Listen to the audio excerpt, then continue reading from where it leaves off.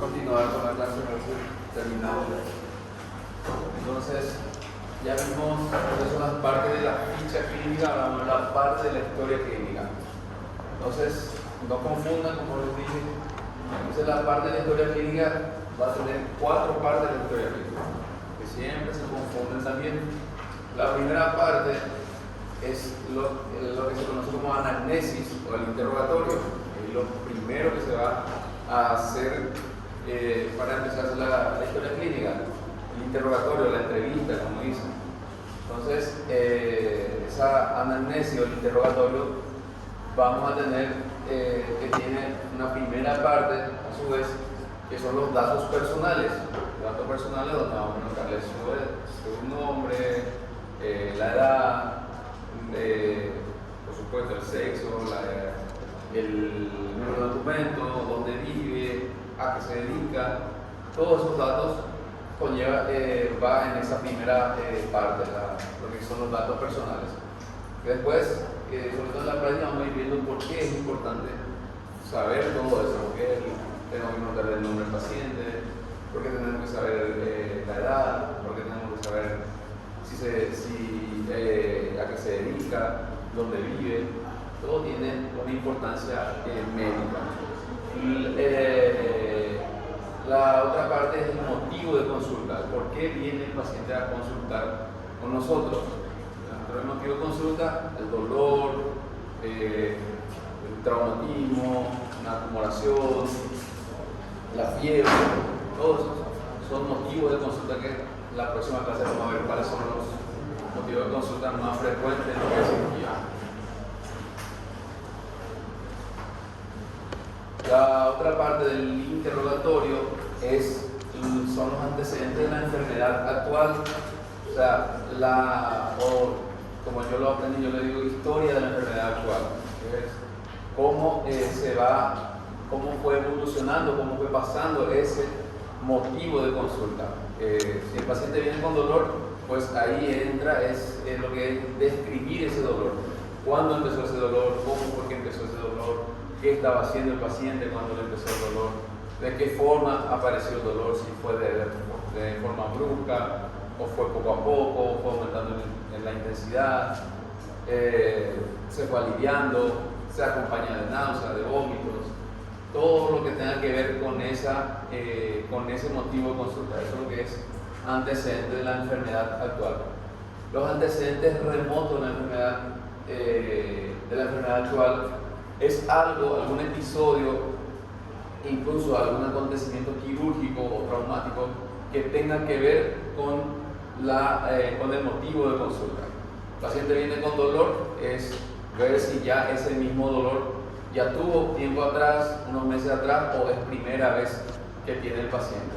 Eso es enfermedad, antecedente remoto en la enfermedad actual. No es lo mismo que los antecedentes patológicos personales, que ahí es donde entra si el paciente es hipertenso, si es diabético. No es lo mismo, sino que es un cuadro que ya el paciente presentó similar a este o que tenga que ver con lo que está presentando ahora. Por ejemplo, los pacientes con problemas de vesícula son pacientes que ya tienen, incluso ya saben su diagnóstico, ya saben ellos que tienen piedra en la vesícula, como le dicen ellos, o muchas veces no saben todavía porque no tienen una ecografía o algo que confirme, pero ya tiene esos síntomas varias veces, ya desde hace 6 meses atrás viene presentando los mismos síntomas. Entonces ya uno se va orientando a lo que pueda presentar ese paciente. Entonces a eso es que se refiere los antecedentes remotos de la enfermedad actual. Los antecedentes personales, ya sean fisiológicos, patológicos del medio y hábitos, también forma parte de la historia clínica. Los antecedentes fisiológicos, los hábitos fisiológicos, si duerme bien, o si tiene problemas para dormir, los hábitos urinarios, hábitos defecatorios, todo eso, los hábitos alimenticios, el tipo de alimentación, todo eso tenemos que preguntar dentro del interrogatorio de nuestro paciente. Los antecedentes patológicos, por supuesto, si tiene alguna enfermedad de base, una enfermedad crónica, la hipertensión, la diabetes, el asma, alguna cardiopatía, todos esos antecedentes personales tenemos que poner también en nuestra historia clínica. El medio en el que está el paciente, dónde vive, cómo es la casa, tiene mucho que ver muchas veces con la patología o la enfermedad que está presentando el paciente en ese momento. Aunque a veces parece que no es importante, que yo llegué a decir cuando era estudiante, de mí que me importa si el paciente tiene si su techo es de placa, o si es de teja, o si es de paja, o si el piso es mosaico, porcelanato, o si es tierra. Tiene mucho que ver, sobre todo, no tanto en la parte quirúrgica, pero en la parte médica, sobre todo en clínica médica, pediatría, si se van a dedicar, van a ver después que tiene mucho que ver las enfermedades crónicas, las enfermedades infecciosas, muchas veces de ahí vienen. Y los hábitos, por supuesto, si el paciente fuma, toma café, toma bebida alcohólica, droga, toda esa parte va en esta parte de la historia clínica. Y los antecedentes familiares de primera línea, padre, madre, hermanos, abuelos, tíos, esos son los que sí o sí tenemos que preguntar. Si tiene alguna enfermedad, poner ahí y quién es el que presenta. Por ejemplo, hipertensión arterial, la mamá. Si ya está fallecido, se pone el tiempo de fallecido y la causa del fallecimiento del familiar, porque puede tener relación con lo que el paciente está presentando. Puede ser algo hereditario, pasa mucho con el cáncer de tiroides, el cáncer de colon, que son las patologías que vemos nosotros en cirugía. El paciente ya tiene antecedentes que en la familia un tío falleció de cáncer de colon, y el paciente viene ahora porque no defeca, o a veces defeca 3 días de forma líquida, tiene diarrea, después pasa una semana estreñido, a veces sale moco, a veces sale un poco de sangre, entonces a veces tiene dolor abdominal, y con ese antecedente nosotros podemos ya pensar en un posible tumor de colon que tenga nuestro paciente. Entonces, por eso es importante preguntar todo esto. Entonces, esto es lo que es la primera parte de la historia clínica, la anamnesis. Entonces, si se le pregunta cuántas partes tiene la historia clínica, son 4 partes. ¿Cuáles son? La anamnesis, el examen físico, el diagnóstico y el plan con la conducta a seguir. Muchas veces ponen en el examen, sale a veces cuáles son las partes, ponen datos personales, motivo de consulta. No, esto forma parte del interrogatorio, de la anamnesis. La segunda parte es el examen físico. El examen físico que tenemos que practicarle a todos nuestros pacientes, un examen físico regional y un examen físico general, y de acuerdo a la patología o la afección que pueda presentar. Por ejemplo, el paciente viene con dolor abdominal, por supuesto lo que más tengo que examinar es el abdomen. Y del abdomen pues tengo que ver si sospecho una apendicitis, la parte derecha del abdomen. Esa es la zona que más voy a hacerle hincapié, pero no por eso yo voy a examinar el abdomen nomás y ya voy a dejar de lado los demás. Tengo que hacer un examen regional porque puede presentar complicaciones o algunas manifestaciones en la parte de forma regional, y un examen general porque puede ser algo generalizado. A veces hay signos que están totalmente distantes a una enfermedad y nos orienta a que pueda presentar. Por ejemplo, examinamos el cuello o la axila y encontramos en el cuello, en la parte del cuello es la fosa supraclavicular, y encontramos una tumoración, una pelota encima. El paciente no tiene ningún síntoma, no tiene fiebre, no tiene dolor de garganta, nada que tenga que ver con ese aumento de volumen. Pero el paciente puede ser que tenga un tumor en el estómago, nada que ver, ¿verdad? Pero hay un ganglio, que es el ganglio de Trozier, que drena el estómago y va ahí. Entonces lo primero que se manifiesta a veces es un aumento. El paciente incluso viene a la consulta y te dice, doctora, yo vengo a consultar porque siento una pelotita acá arriba. Y ahí empiezas a interrogarle, por supuesto que empieza a ver las manifestaciones de un cáncer gástrico, cuáles pueden ser. Entonces empieza a preguntarle acerca de eso, que ella más o menos sospecha, y empiezan a preguntarle, dirigir su interrogatorio hacia lo que ustedes quieren saber. Entonces Ya entonces van sacando información y van a ver que lo que parecía este paciente, una pelotita insignificante, era un tumor un tumor gástrico que tiene. Por eso es importante el examen físico general, no es porque pienso una cosa y voy a quedarme con eso, no, voy a examinar siempre y de forma rutinaria al paciente.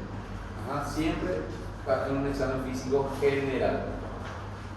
La tercera parte de la historia clínica es el diagnóstico, el objetivo fundamental del por qué estamos haciendo la historia clínica, ¿verdad? El diagnóstico, que ya vimos cuáles son los tipos de diagnósticos que podemos encontrar, y una vez que lleguemos a este diagnóstico, o por lo menos presumir ese diagnóstico, acercarnos a ese diagnóstico, ya podemos poner una conducta, podemos tener un plan. ¿Qué plan tengo yo con ese paciente?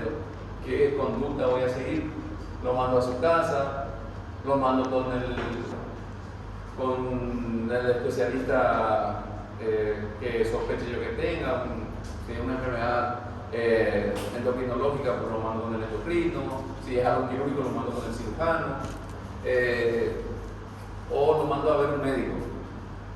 Entonces, si ya una vez que ya tengo un diagnóstico, una sospecha, ya puedo tomar esas conductas. Lo llevo al quirófano, lo ingreso y todo eso que es de acuerdo a la enfermedad que pueda presentar nuestro paciente. Entonces, estas son las partes de la historia clínica, que no es lo mismo que la ficha clínica, no confundan.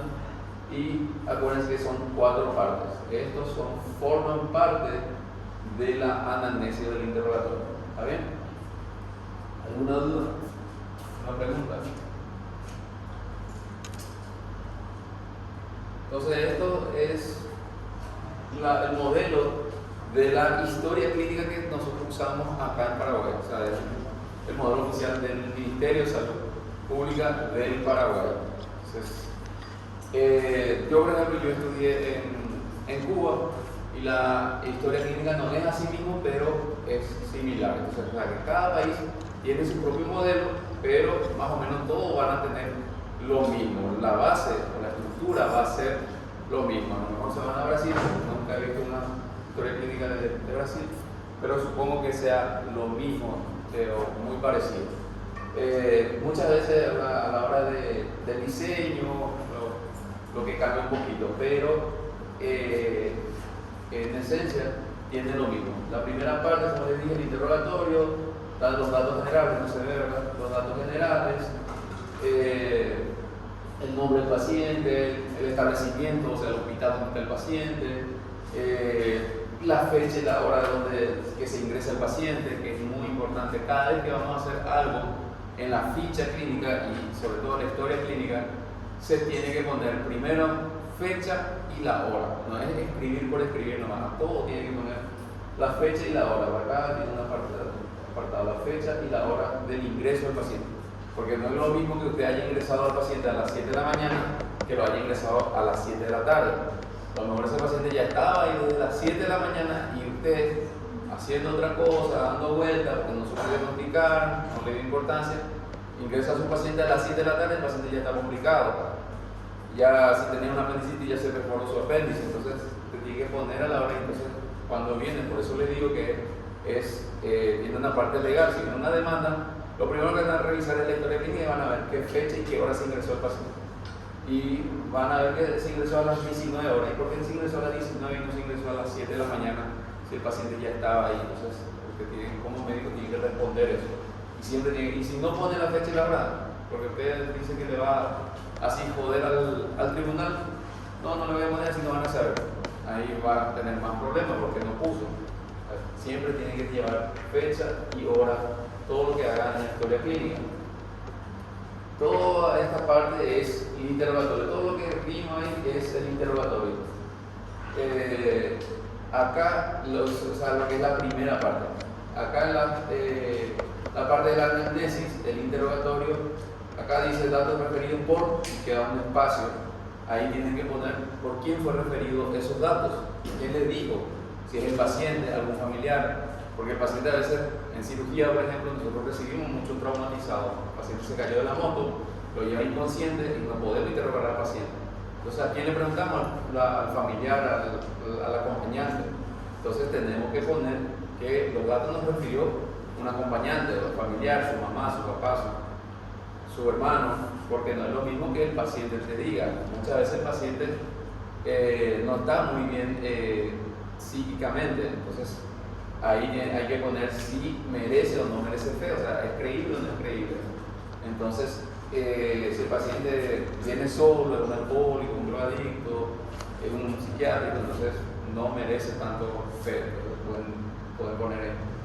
Dice acá abajo, dice motivo de ingreso. ¿Por qué lo va a ingresar? Porque esto ya una vez que ya lo vamos a ingresar. Este es un modelo que trae el ministerio, pero como tal nosotros no vimos cuando estudiamos, cuando vimos las partes, ninguna parte decía motivo de ingreso, sino decía motivo de consulta.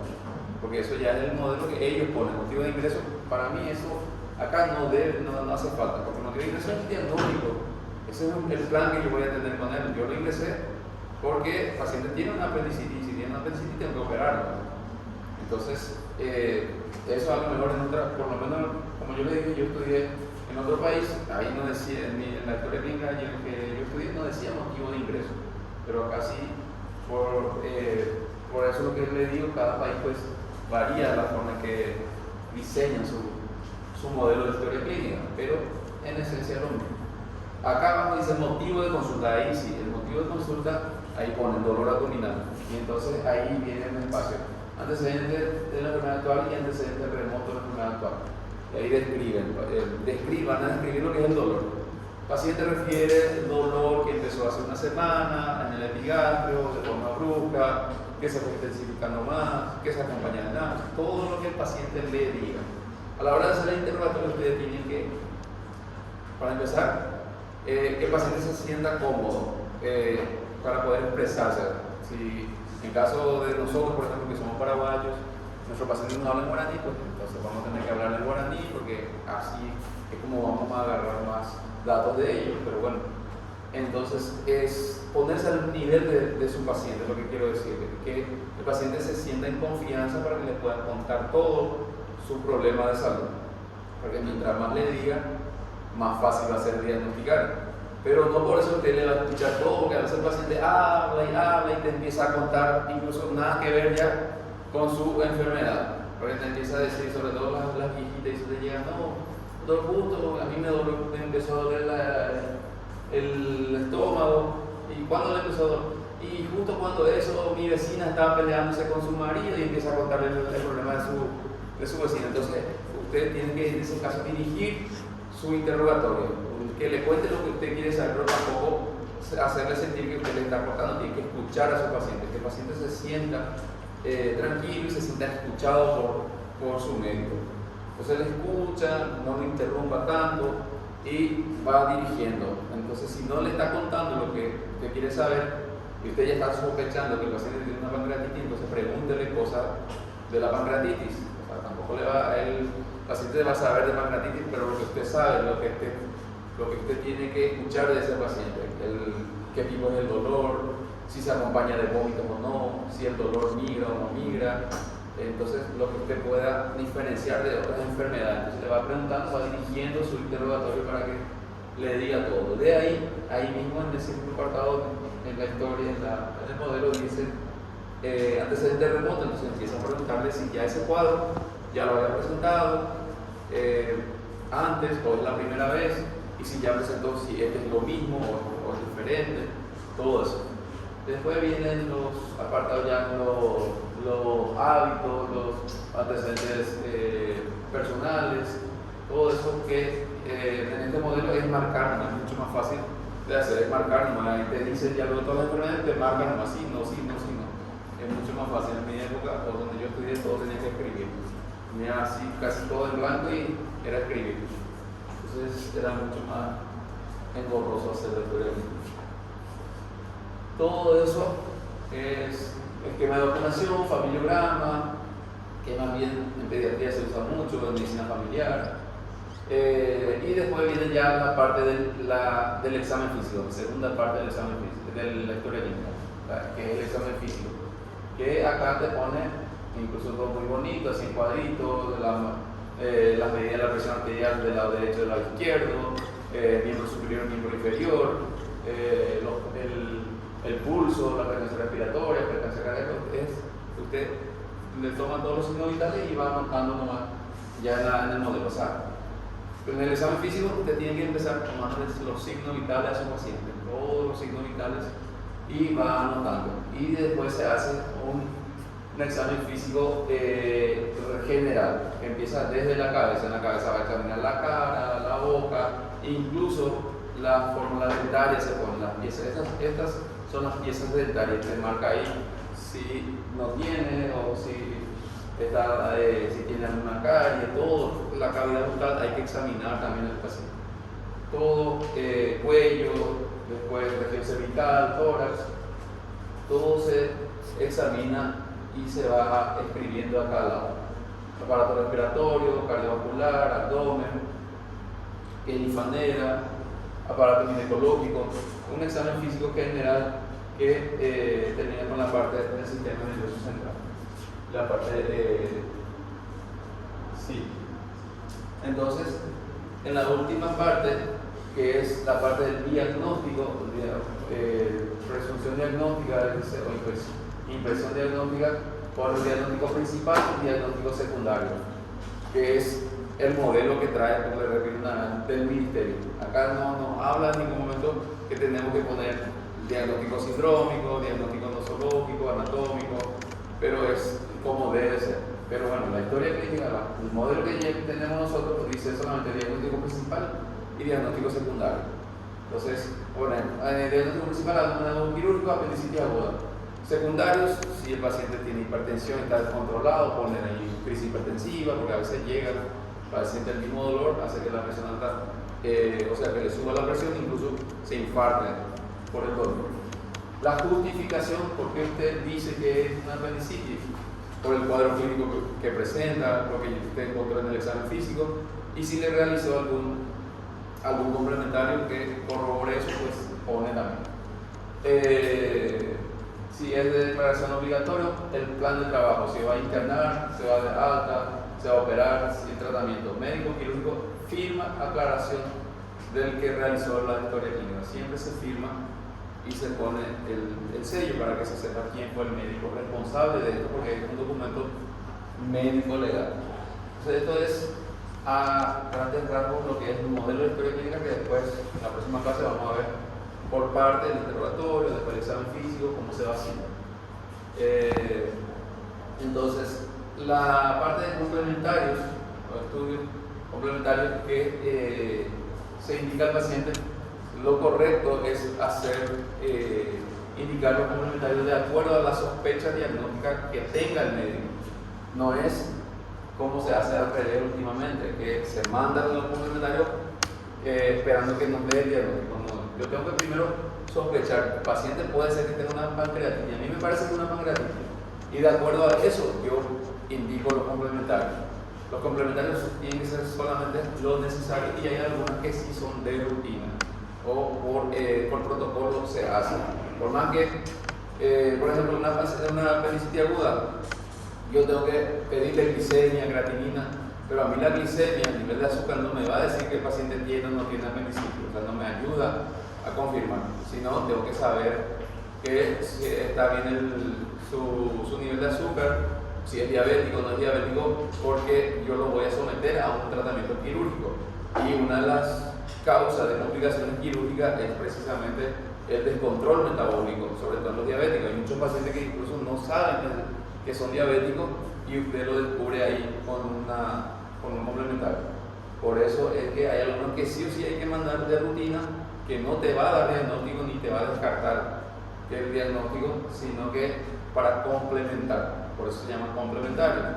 Entonces, y hay otros estudios que sí te da el diagnóstico, te confirma o incluso te da el diagnóstico, te sospecha y le hacen un estudio determinado y definitivamente le confirma la sospecha diagnóstica que usted tiene. O sea, no es indicarle estudios complementarios a todo el mundo al mundo. ¿Está bien? Entonces, ¿alguna pregunta? ¿Alguna duda que tengan? ¿Entendieron más o menos la clase? ¿Me entendieron la forma en que hablo? ¿Sí? Muy bien. Entonces, si no tienen ninguna pregunta, yo le voy a preguntar a ustedes. ¿O no? A ver si entendieron. Vamos a probar si es verdad. ¿No tienen duda? ¿En serio? Los que no tienen duda son dos tipos de personas nomás, dicen. El que entendió todo, o el que se lo sabe todo, y el que no entendió nada. Y yo creo que va por el segundo, ustedes no entendieron nada, pero no tienen duda. Entonces, si no tienen preguntas, la bibliografía lo van a encontrar en el librito verde. Esto creo que lo venden acá en la facultad, creo que hay acá. Silvio Díaz Escobar, capítulo 1, la página 28 a la 41. Y este sí, yo no sé si hay acá. Esto, como les dije, yo lo descargué de una página de internet, que es el Van 1, en el capítulo 1, página 13 a la 19. Ahí van a encontrar este tema que vimos hoy, y las imágenes de la historia clínica, pues una foto que le tomé yo a la historia clínica, al modelo de historia clínica que usaban en el hospital. Entonces, si no tienen duda, tienen ninguna pregunta, díganme.